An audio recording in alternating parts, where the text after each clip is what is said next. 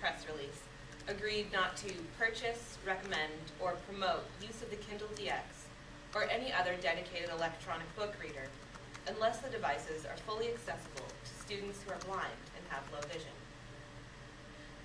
Now, these issues are important, but they're not the most important part of the pilot program, and focusing exclusively on the interests of a few particular groups left little room for important questions about the Kindle and e-readers in a broader societal context.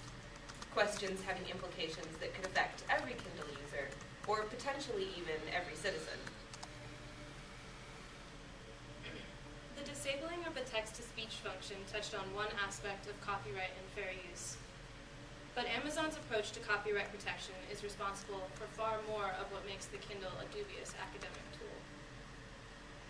Think back to our primer on the history of e-readers. Publishers were reluctant to support ebooks and e-readers until sufficient copyright protections were in place. One of the reasons for Amazon's success in the market is that it has developed a system that ensures this protection.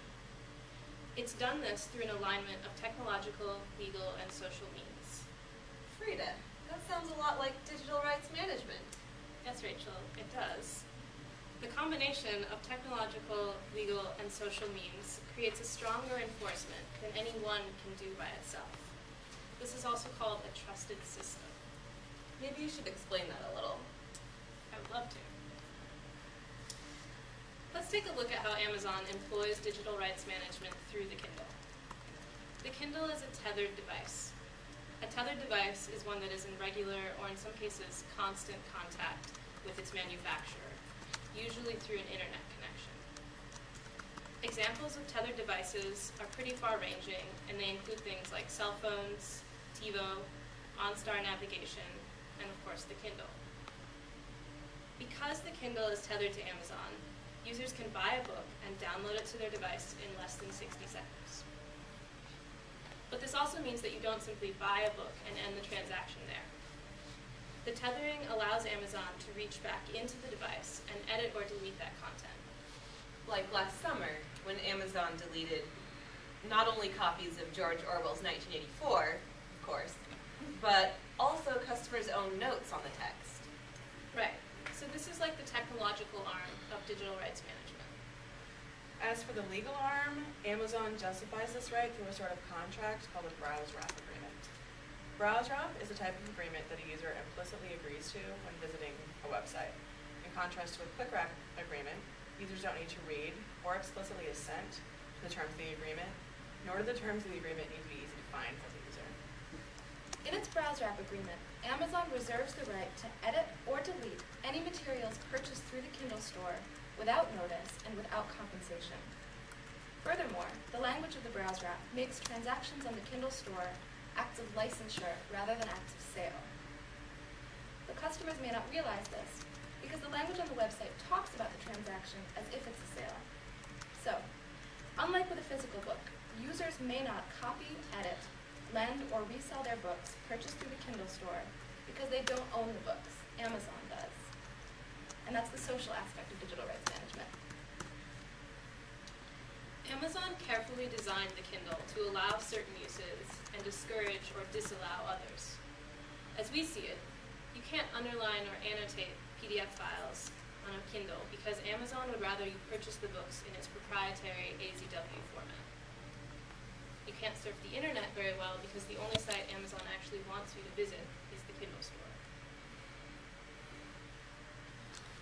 Okay, so this sounds like a really bum deal, but to be fair, that's really only one side of the story.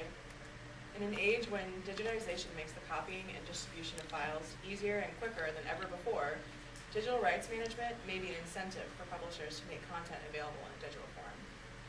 Part of the original philosophy behind copyright is that such a protection would allow people to be more willing to give over their ideas to the common market to use and access.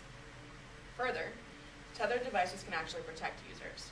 Content providers control and monitor files going into the device, ensuring that viruses and damaged files don't corrupt the machines.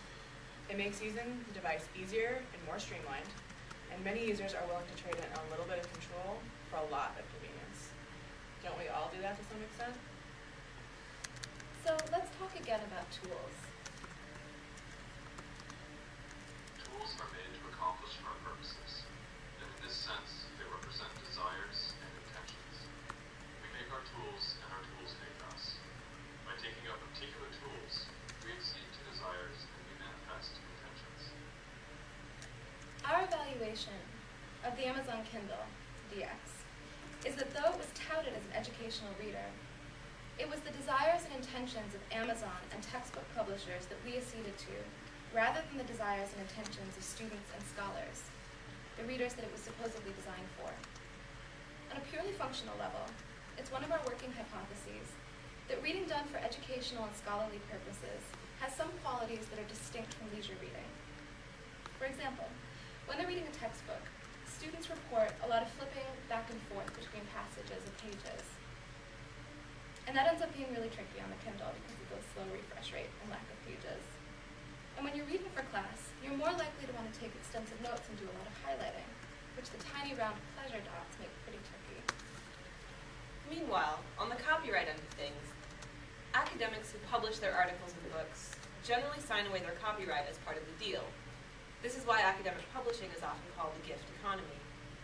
In this case, digital rights management seems not to protect authors or creators who don't hold their copyrights so much as publishing companies and content providers. Because Amazon has the most successful e-reader to date, it looks like their way of doing these things and providing this is the only way. Even the iPad is following the same basic distribution model. But it doesn't have to be that way. We, as academics and learners, can be imagining different possibilities for the devices that are designed for our reading. Reading done in an academic context should be about the circulation and growth of ideas. Digitizing texts should provide an additional avenue for this exchange of thoughts. Digital texts should be about choice and access for use. And in contrast to this ideal, the Amazon model involves a regime of proprietary file formats, tethered devices, and nebulous legal agreements. But what we would really like to emphasize is that there are other ways to do this. There's an entire class of ebook providers who don't rely on specialized devices and who employ varying degrees of copyright control. Perhaps the most open form this takes is in Project Gutenberg. Since 1971, it's digitized over 10,000 books that are out of copyright. It's powered entirely by volunteers, and the books are all freely available on the internet. Or what about Google Books? They've set about the lofty and kind of creepy goal of digitizing the entire corpus of written words. Some of these books aren't entirely accessible due to copyright, but most of them are. Yeah, or even free e-reader software, one example of which is called Blio, and offers editing, cross-platform performance, support of multiple file types, and the ability to make notes not just with text, but drawings, voice, images, and even video. These are all examples of the ways that text can be digitized outside of the Amazon image. So, now that we've griped about the Kindle and proselytized about how awesome e-text should be, we'd like to open up the conversation to all of you as readers and scholars and students. We still have a lot of unresolved questions, and we'd love to hear your input. Here are a few of the questions that we still have. Is scholarly reading qualitatively different than leisure reading? And if so, what would a device designed specifically for academic reading look like? Do we even need a dedicated e-reader device? Maybe what we want is just a lighter laptop. Or maybe we should just stick with the trusted format that's been around for centuries, the good old-fashioned paper book.